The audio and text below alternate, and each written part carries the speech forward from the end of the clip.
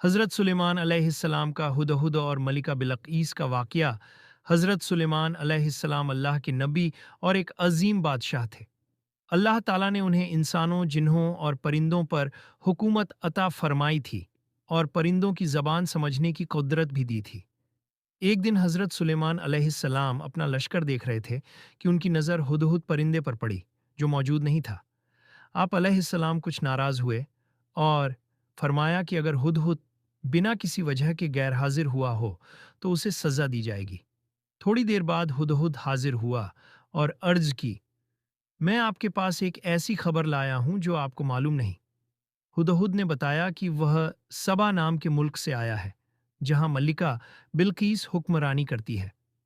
اس کے پاس ایک عظیم اور قیمتی تخت ہے، لیکن اس ملک کے لوگ اللہ کی عبادت کے بجائے سورج کی پوجا کرتے ہیں۔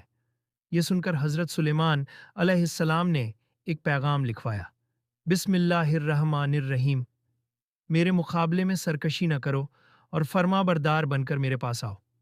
ہدہد یہ پیغام لے کر ملکہ بلقیس کے پاس پہنچا۔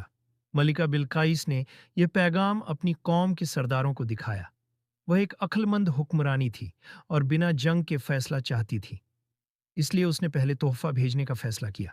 جب تحفہ لے کر قاصد حضرت سلیمان علیہ السلام کے پاس آئے تو آپ علیہ السلام نے تحفہ کا قبول نہیں کیا اور فرمایا، اللہ نے جو مجھے دیا ہے وہ تمہارے تحفوں سے بہتر ہے۔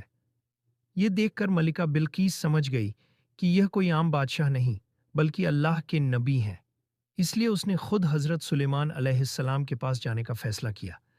جب ملکہ بلقیس روانہ ہوئی تو حضرت سلیمان علیہ السلام نے اپنی محفل میں فرمایا، کون ہے جو بلقیس کا تخت اس کے پہنچنے سے پہلے میرے پاس لے آئے؟ ایک جن نے کہا کہ میں لے آؤں گا، لیکن ایک شخص جس کے پاس علم کتاب تھا اس نے کہا، میں آنکھ جھپکنے سے پہلے لے آؤں گا۔